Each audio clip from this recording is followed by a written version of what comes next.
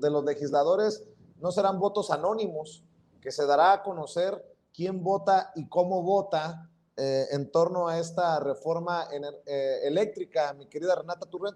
Y yo digo, qué bueno, la gente debe de saber cómo votó tal o cual diputado, o quién votó a favor y quién votó en contra, pero que se haga siempre también de aquí en adelante. Como debe ser, totalmente. En realidad creo que nos falta, o bueno, es algo positivo que de parte de la politización del pueblo mexicano, que se pueda empezar a que la gente sepamos cómo votó nuestro diputado en cualquier cosa, como dices, no solamente ahorita en la reforma energética que está mandando el presidente, sino en general, ¿no? Porque muchas veces votamos por los diputados, senadores, pero en realidad no estamos muy seguros de por qué están votando, ¿no? Y creo que aquí, justamente en este tema que estamos ahorita analizando, donde probablemente el PRI tenga una diferencia, ¿no? Que no voten como bloque. Entonces la gente, los priistas que todavía existen por allá, podrán analizar con qué PRI se va y eso le ayuda a la oposición a hacer una oposición más seria, porque hemos tenido una oposición en 3 años donde nada más reaccionan, no proponen absolutamente nada.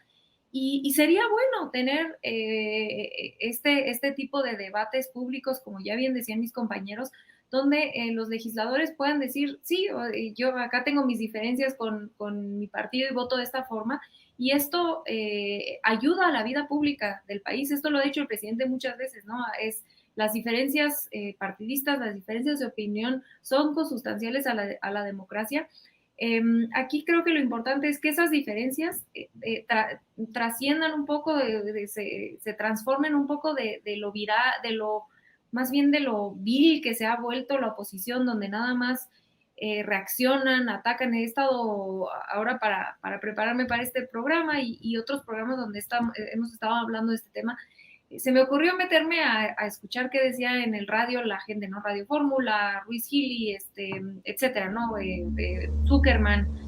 Y de verdad, es que no es de verdad como si estuviéramos debatiendo en otro planeta. Entonces, para mí esto es importantísimo como un paso más, una profundización más de esta politización y este cambio cultural, que creo que es uno de los legados que nos va a dejar el presidente López Obrador. Cuando, ya lo decían ahorita mis compañeros, cuando estábamos hablando cuando pasó la reforma en 2014, no, es que pasó de noche, pasó en un minuto, no sabemos, no nos enteramos ni siquiera de qué sucedió y hoy, después de tantos años, 6, 7 años, pues nos dimos cuenta que acabaron vendiendo los votos, como ya bien decían, ¿no? En realidad es que era tan mala la reforma que necesitaban comprarlo. Y no solo eso, con esa reforma se abrió campo para que se hicieran todos estos esquemas que de verdad ojalá y usaran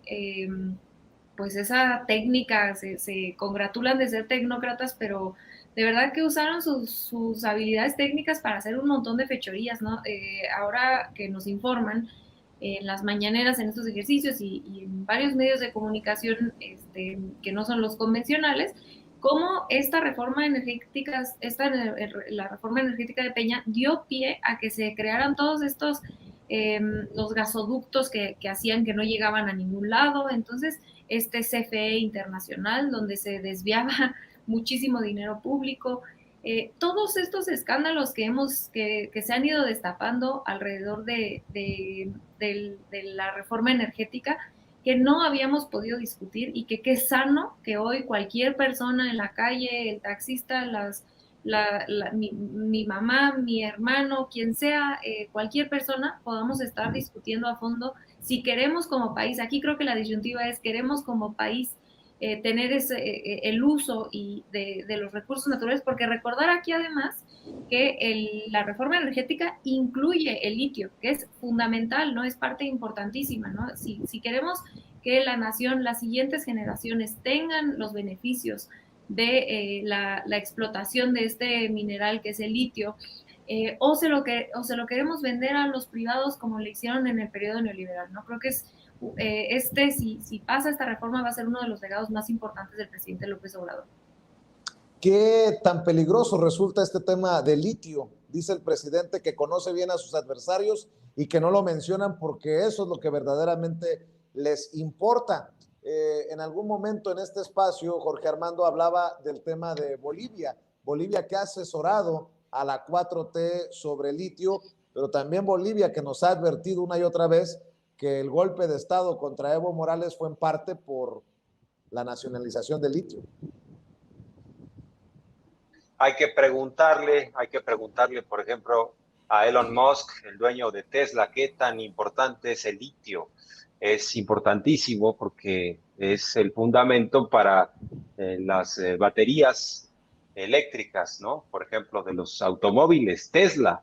Y si vamos a esos esquemas de energía, pues sin duda es el siguiente combustible más importante después del petróleo crudo. Yo creo que todavía va a tener una vigencia muy importante el petróleo, quizá 30 años, 40, no lo sabemos, y vendrá el litio. Entonces hay que proteger este mineral, es de la nación, y es lo que plantea el presidente López Obrador, y lo que dice es, pues no se manifiestan del litio, lo que me hace pensar que puede ser el gran tema que quieren esconder, y por eso no están apoyando mi iniciativa.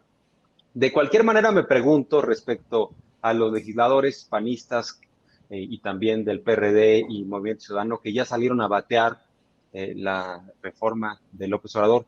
Me pregunto si ya la leyeron, y la verdad es que tengo fundadas sospechas de que no han leído ni siquiera la iniciativa del presidente López Obrador. Estamos ante una postura inmediatista, política, en donde estos grupos que pues están lastimados desde el proceso electoral y antes dicen, vamos a formar este frente. Por eso lo que mete ruido es la postura del PRI, que dice, vamos a revisar todo esto. Y por eso Claudio X González se molesta, ¿no?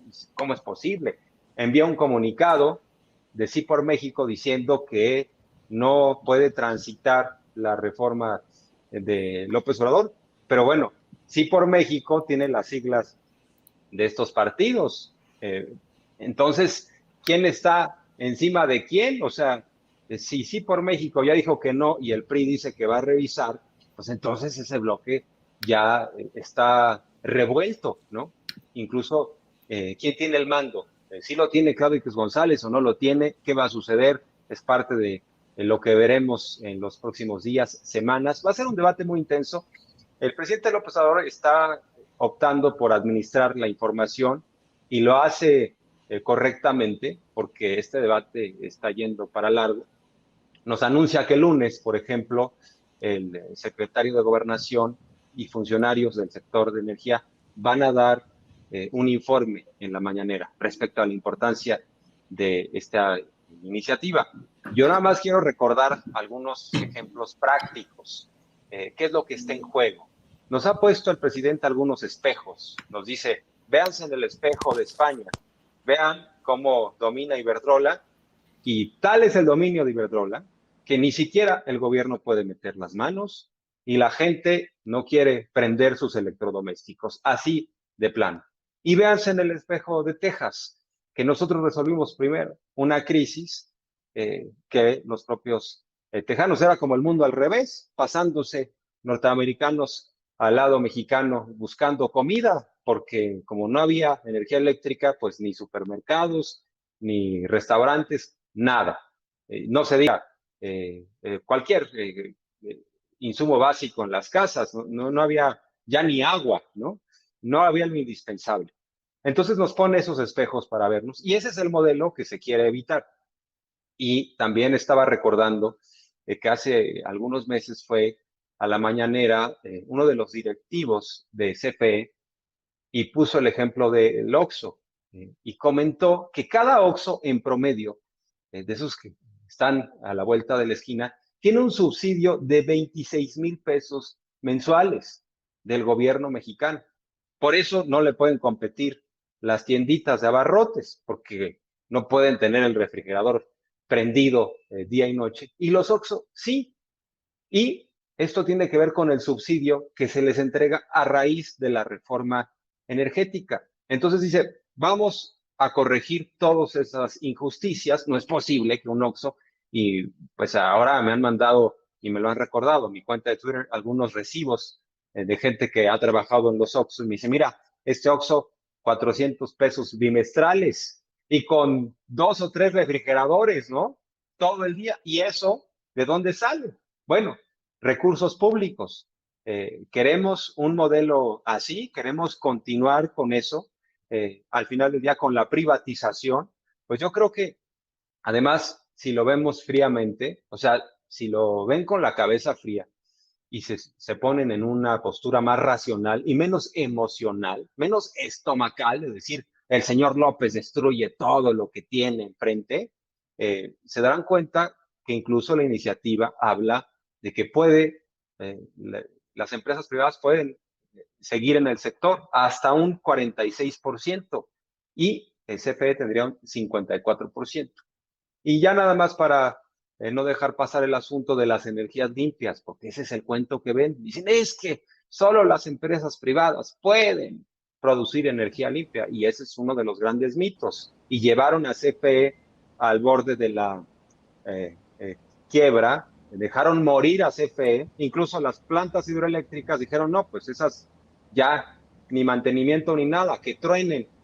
Y la energía hidroeléctrica es muy limpia. Entonces, claro que la CFE puede y está generando energías limpias. Entonces, vamos haciendo un debate mucho más racional y menos emocional, Vicente.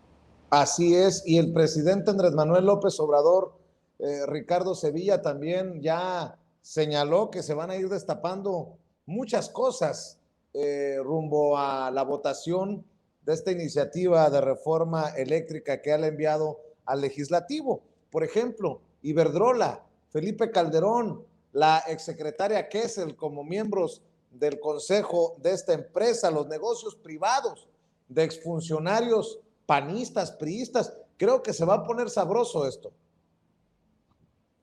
Sabroso, en efecto, querido Vicente, y van a salir sin duda todos estos contratos que había y todavía hay, eso hay que decirlo, todavía hay, se están develando todas estas informaciones en torno a los contratos, insisto, por adjudicación directa en el sector energético, y como tú dices, van a salir más contubernios de Iberdrola, pero también de Fenosa, de gas natural Fenosa.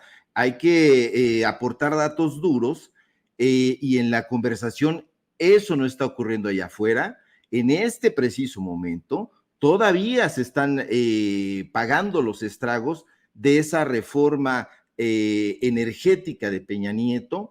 En este instante, el 20% de la energía eléctrica está concentrada justamente en esas dos empresas, en Iberdrola y Gas Natural. No es que Iberdrola ya se haya ido, esa es la idea, esa es la aspiración y ese es el deseo del Ejecutivo, que se vaya saliendo. Se han dado contratos todavía a Iberdrola, ya se han reestructurado, han sido menos lesivos, pero la idea es que se vayan esas y se vayan otras más, que se vaya Repsol también, que tiene contratos todavía de explotación en el Golfo de México y en gran parte del Pacífico. Entonces hay muchísimas empresas que van a salir ahí, como tú bien planteas, está dentro del peñanietismo, Abengoa, el EGNOR también, que recibieron adjudicaciones de parte de la CFE, y que fueron justamente todos estos contratos que Felipe Calderón, estratega del mal, cuando decide desaparecer Luz y Fuerza del Centro, pues lleva todos esos contratos a lo que él considera que va a ser mucho más benéfico en términos económicos para él y para la empresa que se va pues que lo va a terminar empleando. Entonces hay esto que menciona Jorge Armando, el mito de las energías eólicas limpias y todo, pero también, o sea, los contratos los tenía Iberdrola, pero además Renovalia, Acciona, etcétera, y hasta lo que nosotros imaginábamos que nada más fabricaba galletas, Gamesa estaba metida en ese asunto. Entonces la presencia lesiva de los grandes corporativos españoles pues continúa ahí, y precisamente por eso en los medios de comunicación, esos medios de comunicación que tienen nombre y apellido, sus dueños, pues bueno, no nos hablan de lo que significa realmente pues recuperar esta soberanía energética, que ellos dicen que se trata de populismo y todo eso, pero no, se trata de colocar a México como una potencia, como lo es, pero que no se le ha dado esa gran relevancia, y que aproveche el litio. Ese es un tema también en el que habría que profundizar, porque es considerado por muchos, por los especialistas, como el petróleo ya no digamos del futuro, del presente. Entonces, esa es una parte que no lo vamos a escuchar en estos voceros del corporativismo, y vamos a escuchar denostaciones que López Obrador es un nacionalista, como si ser nacionalista no fuera provechoso, como si ser patriota fuera un estigma antiquísimo, y no, se trata de aprovechar todos estos recursos, este mineral en concreto que se encuentra en el subsuelo mexicano y que ha sido entregado a estos grandes corporativos. Se habla de empresas extranjeras, pero lo cierto es que la mayoría son empresas españolas, empresas ibéricas, como en otros tantos sectores. Entonces, se trata de un mineral estratégico, y gran parte de esta reforma energética tiene que ver con el descubrimiento que se hace, o el redescubrimiento que se hace de este, insisto, mineral estratégico, y que, bueno, la idea del Ejecutivo, desde mi punto de vista, es que la nación se pueda desarrollar más provechosamente, y toda esta disputa es únicamente los medios de comunicación, porque pues estos voceros no quieren perder esa hegemonía, porque tienen en este instante, y hasta que se apruebe y se eche a andar esa reforma energética, que yo tengo confianza en que sí, pues bueno, el dominio sobre el litio, y pues eso ha sido muy lesivo para México.